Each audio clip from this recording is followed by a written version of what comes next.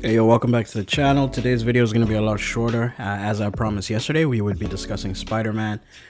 So I will just be touching on a little bit of the Spider-Man 2 and what Insomniac Games have come and said about the game ever since the showcase. And then maybe my next video, I'll probably expand a little bit on the Naughty Dog topic. Because as you would have noticed, my previous video, it was just a voice note that I did. So now I'm back at my setup. I'm able to gather my thoughts a little bit better and actually, discuss a little bit of what's going on. And again, thank you for everyone showing love in the comments and talking about the topic. I noticed I wasn't alone. Shout out to Venom Hernandez as well. Yeah, he was up in the comments talking about, the whole delay between the live service elements and then the original elements of factions, which is sort of what started the rift between, Sony and Naughty Dog and causing all the delays. So yeah, let's get into Spider-Man 2.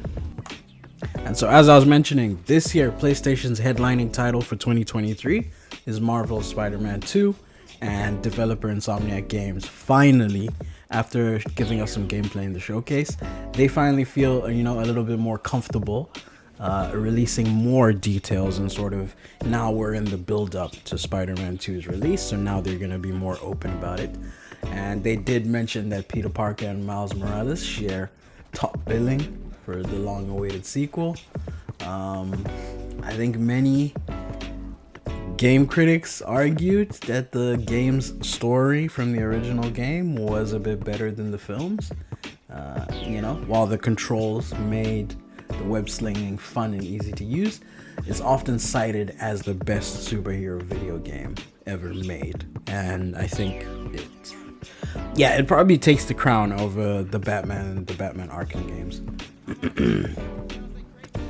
And so again, in 2020, we did have the smaller Miles Morales project, which was released alongside the PlayStation 5. But it wasn't necessarily a full-fledged sequel because it was, a side story.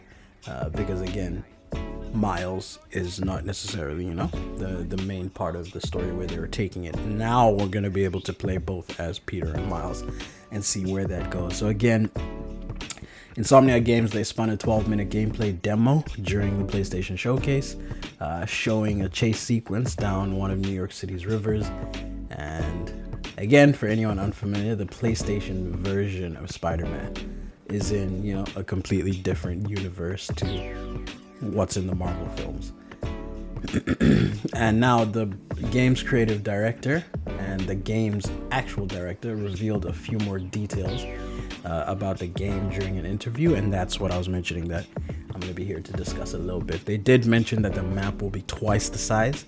So the 2018 game was lauded for its accurate depiction of Manhattan, with many portions of the city constructed to scale. And while Manhattan returns, the sequel is adding Queens, Brooklyn, and other boroughs into the actual map size. So we're gonna get maybe double. They do quote double, but I don't think it'll be exactly double the map size, but it'll just be twice the more map because you're getting more boroughs. And they did mention in terms of size, the city is double the size compared to Spider-Man 1. The director said when you play in Queens, there's much more of a neighborhood feel, smaller buildings, which is why the web wings work so well, traversing in that area where you can swing low to the ground, and if you want to, or you can fly through those little air pockets they showed us in the gameplay demo. Now, again, this is a point that I wanted to stress highly.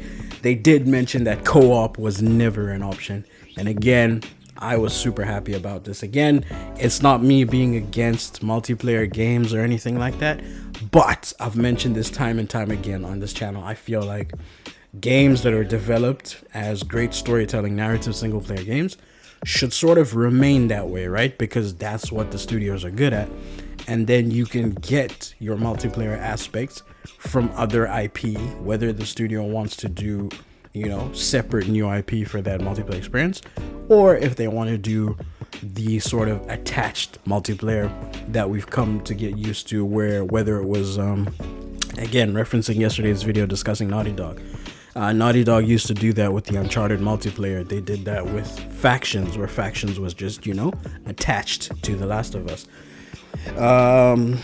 Sucker Punch. That's what I was thinking about. Apologies. I was trying to remember the name of the studio. Sucker Punch Productions. Again, they did that with Ghost of Tsushima Legends, where it was just, you know, a game mode attached to the original story mode. Which again, like I said, it's not downplaying that these studios shouldn't do multiplayer, because I feel like a lot of their multiplayer is very underrated. Like Ghost of Tsushima Legends was fun. Even Sony Santa Monica, when they did God of War, the multiplayer, that was also super fun. Factions, as we know right now, with all the hype and all the noise around it, Factions was super fun. The Uncharted multiplayer was super fun. So these studios make very underrated multiplayer, but because they're always in this storytelling bag, the focus is of course going to be on the single player story, and then the multiplayer comes just, you know, attached. So I think that's where I have a gripe with Sony, where I feel like they should just let these studios do their things. And I like that Insomniac didn't back down from that, right? Because Insomniac are like, cool, we can do like multiplayer co-op games on the side, but for this franchise, we're gonna stick to our guns like this. And I feel like Sony should let all their other studios, you know, do the same. So again, they emphasized heavily that co-op was never an option. And again, it was 2 Spider-Man for 2 players, right? It seemed like a logical conclusion. But again, Insomniac Games have come out and said that for them, this was never on the table, right? Because PlayStation first-party studios have won accolades for their single-player experiences, and Spider-Man 2 wasn't going to buck that trend. And so the director did mention, from day one, we always said we wanted to make a single-player experience. There's a lot of great co-op games out there, but we wanted to tell the experience of 2 Spider heroes. You have to make some big decisions, whether it's design decisions, tech decisions, for something like co-op. Which again is him noting that if they wanted to go down the path of multiplayer co-op, you know, there would be some design changes to the actual mechanics of the gameplay and everything like that. And then I think it sort of dumbs down the game a little bit. And I did mention before, I gave the example of like Gotham Knights, where Gotham Knights isn't inherently a bad game, but Gotham Knights again falls into one of those live service categories where it's like the game is dumbed down a little bit in order to accommodate, right, the live service aspects. Anyways, they did mention again the game is coming out this year, despite there still being no release date yet, because PlayStation fans are puzzled that they gave us the gameplay demonstration, they gave us everything during the PlayStation showcase, but the game didn't have a release date. And so the director did really mention that it's really just making sure that we're confident that when we announce the date, we're going to hit it. It's really just about that. So again, this is them just confirming that when they finally do get everything together, they're going to give us a release date. And I think that's when we're going to see probably like one more state of play, just, you know, hyping up the game. Probably like 2 weeks or a month out of release, we might see one final state of play showcasing the game. And then lastly, they did mention that it taps into PlayStation 5's horsepower, which is again something I like to hear, making the best of the next gen mechanics, because a lot of the games that have been coming out have been being developed for both PS4 and PS5, but I feel like now that we're in 2023, it's kind of time to let go of, you know, developing for the PS4, just focus on the PS5.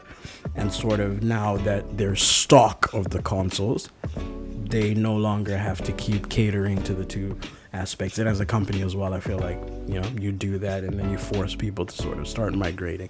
And we've seen a lot of good games, even games like Returnal.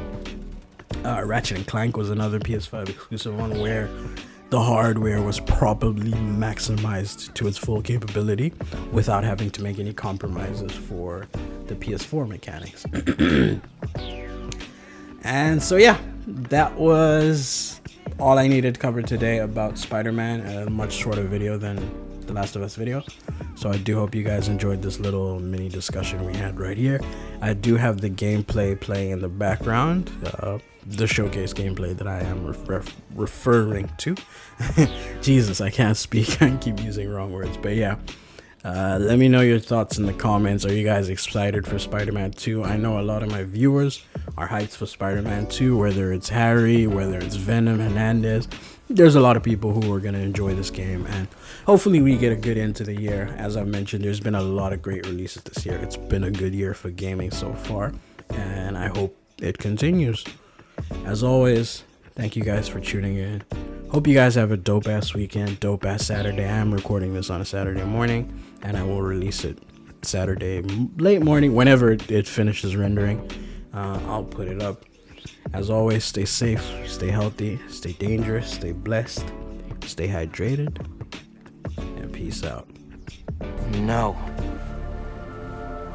He's never like that.